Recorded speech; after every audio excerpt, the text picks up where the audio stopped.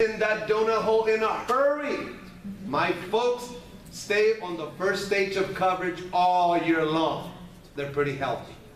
But not everyone's like that. So when people fall in that gap in coverage or the donut hole, the Affordable Care Act offers 52.5% discount on brand name drugs and 21% discount on generics. And if you have ever fallen into the donut hole, you would appreciate that discount.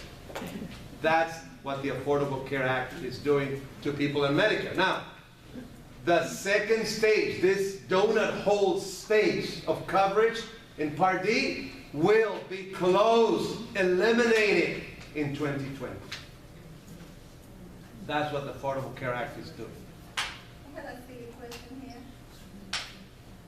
Why do we have to wait until the 2020? What is out?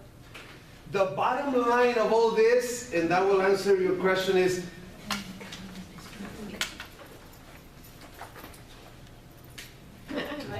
money. The government didn't have enough money, so whatever money they had to invest in Part D, that's all that they could afford. So if you don't have money in 2020, that is not going to happen. In 2020, there's not going to be a gap anymore. So you will pay 25% of the drugs, and when you reach the catastrophic stage, which is the third stage, you will only pay 5%. Okay. All right, are we doing good with time? We're doing good. Yeah, 30 minutes. Right, because that part, this is the heavy duty part, okay? The second column. Let's go to the third, small business owners. I'm gonna go real quick on this one. Anybody who owns a business, if they have 50 employees or more, they will have to provide insurance for their employees. It's the law of the land. Or else, For 100 employees, is it 50 or 100? 50. 50. Or else, they'll pay a penalty. Do those have to be full-time or part-time? Correct, full time. And I know what the follow-up question is. Yes, it can happen. The law is not perfect. Let it get it implemented, and then we have to, as Congressman, I think Grijalva the other day said, that there's, see, I think he called it bumps on the road. I think that's what he said. Yeah, it's like any law. I'm very positive. I don't know about you, but I'm a very positive person. I'm not kidding you. If you look at the whole picture, you know what we're doing? We're creating the avenues and the mechanisms for everyone to be able to have insurance in the long run. That's what it's all about. All right? Now, if an employer has less than 50, they don't have to provide. They don't have to. And any employer that has 50 or more, up to 100, they can buy the insurance from a new marketplace that is to begin January 1, 2014. You got to remember this word. Health insurance marketplace. There's a new market of insurance that is going to start, coming soon. They're already working on it as we speak. Okay? So they can get it from the marketplace. If it's more than 100, then they have to get group health insurance, not from the exchange. There will be tax credits for companies, and I'm not going to go into the details, but I have them on the chart. You can read them for yourself. Some companies can get credits for offering health insurance through to their employees. You know, one of these, some days ago, it just dawned on me how great it is that some companies would offer health insurance to us. It is a great thing. They don't have to do it. It's a great thing. They don't have to do it. Sometimes we take it for granted. They don't have, now they do. But in the past, they did not have to provide. But now they do. Okay. Any questions so far before we get into the meat of this presentation? You can probably close to Medicare, right? Uh-huh. Yeah. For the premiums or Part D and D, so that's based on your income. Now, she's asking about Part D premiums. Also, the Affordable Care Act is going to get a little bit of money to pay for the things that need to get paid by implementing an extra premium for Parts B, doctors and Medicare, and D, drugs, in parentheses, prescribed. If you make $85,000 or more, you will pay a higher premium as an individual.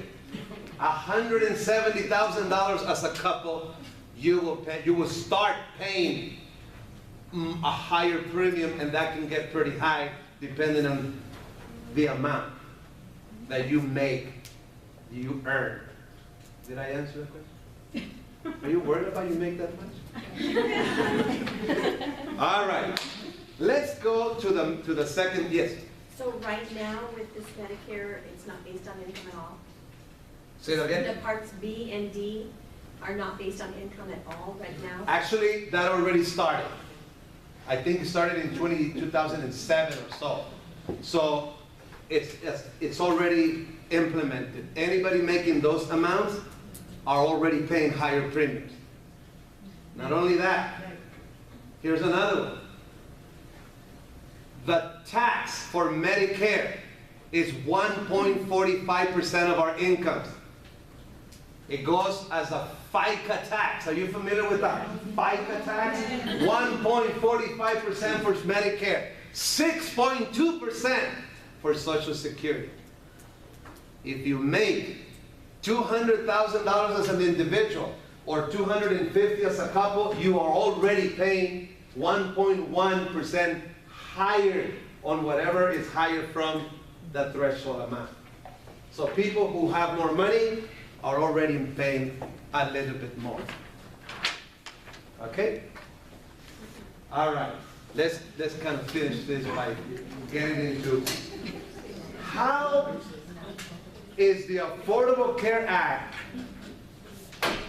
going, what is the Affordable Care Act going to do to offer insurance to people who cannot get insurance? And I think this is the group that we had in mind as one of the main reasons why we created this, or I should say, while that law was passed. Two things, well, let me just say that adults can now be in the plan of parents until they turn 26. I have 3 children. Andrea is going to stay in my plan until she turns 26, even if she doesn't live with me. Even if I don't claim her on my income tax, it's just going to be covered by me. Okay, so that's also a way to keep more people covered while they get a job and then get insurance. That's kind of like the concept there, to keep them covered. 2 things are going to happen that are very, very important. One, the establishment of a new marketplace, insurance marketplace. They were using the word exchange before, so now they kind of use both.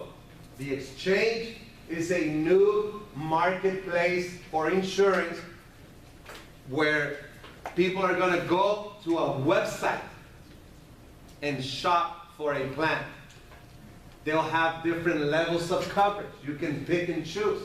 If you want more coverage, it's going to cost you a little bit more. The new marketplace is going to be established or implemented. If a state wants to do it, they can do it. But if they don't want to do it, then the federal government will run the new marketplace, the exchange. But it's going to happen as we speak. It's already, okay? People who buy insurance through the new marketplace will get tax credits as a help to pay for the insurance. Who's going to pay for that? The Affordable Care Act.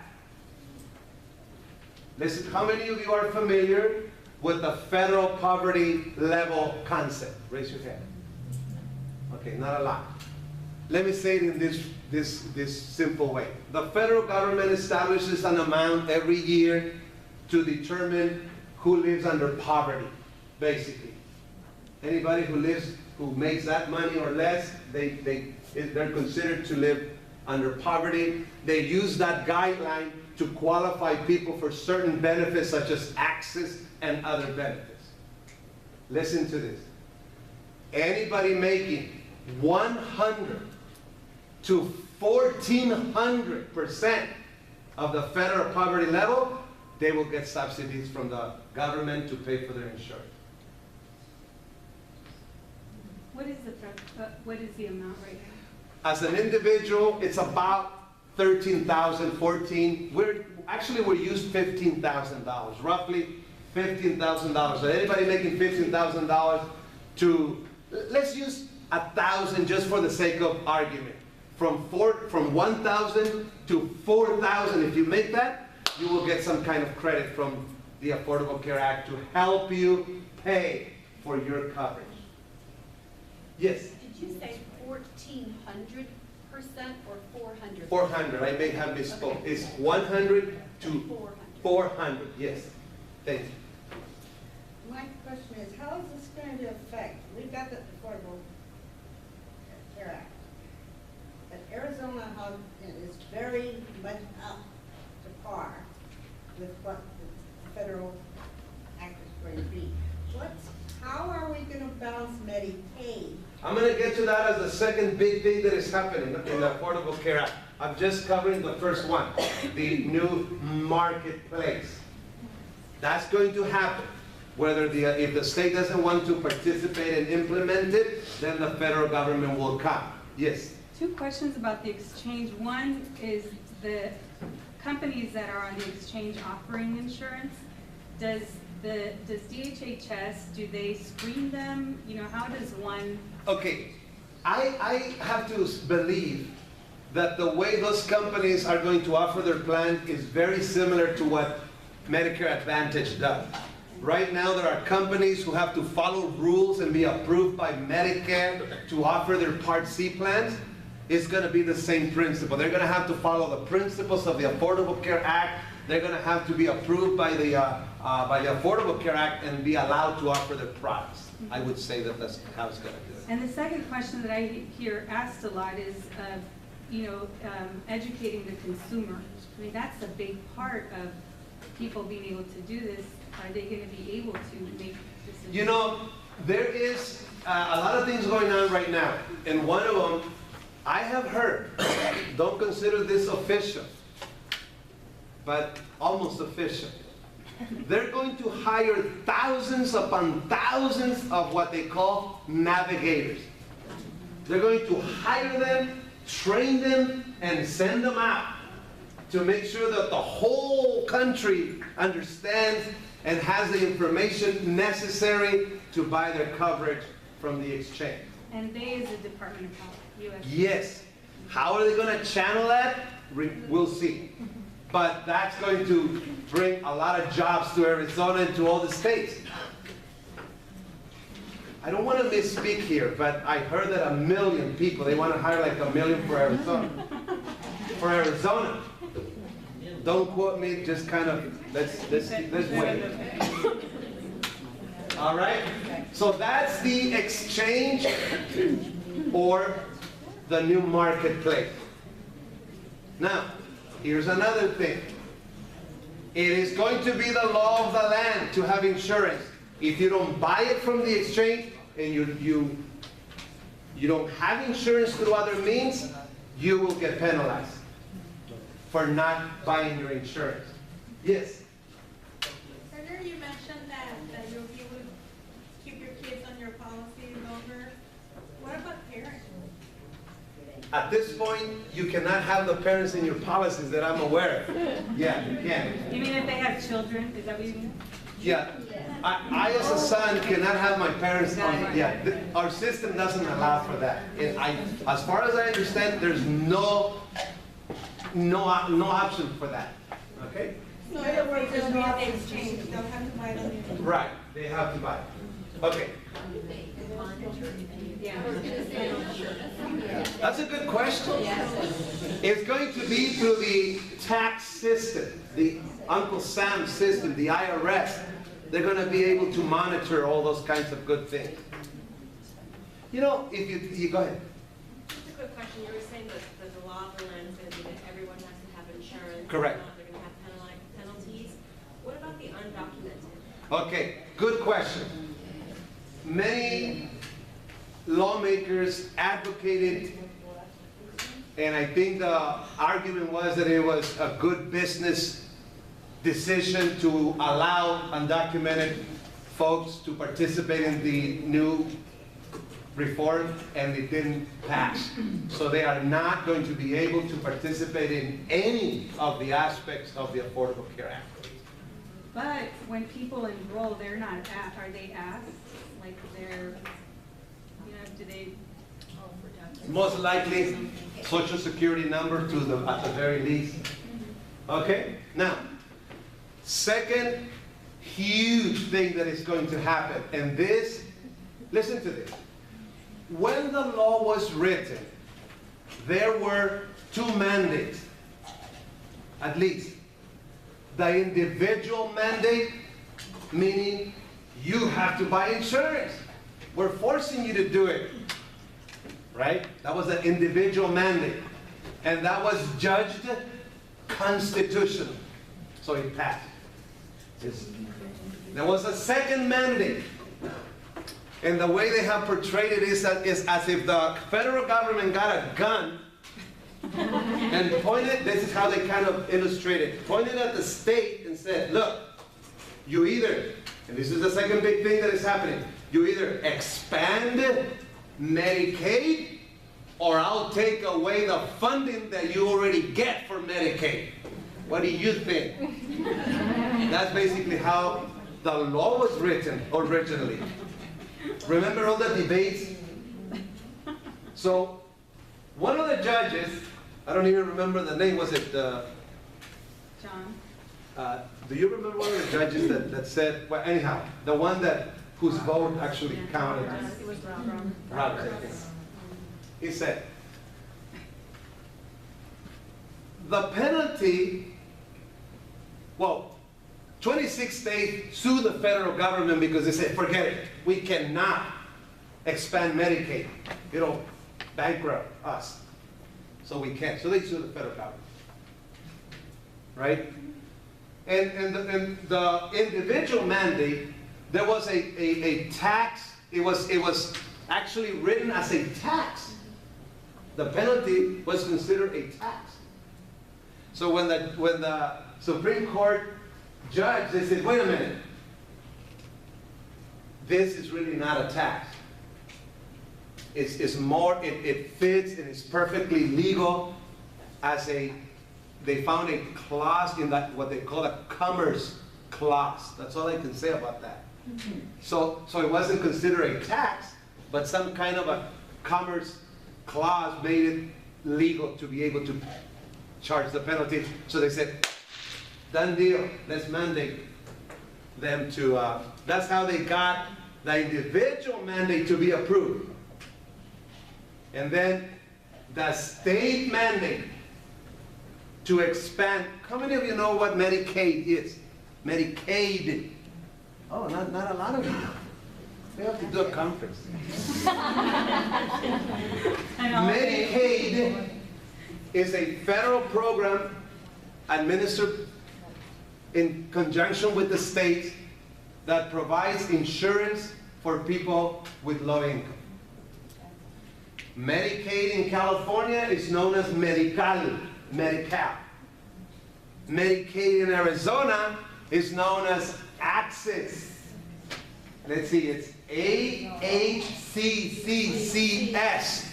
Arizona Healthcare Cost Containment System. That's what that is. So the law says,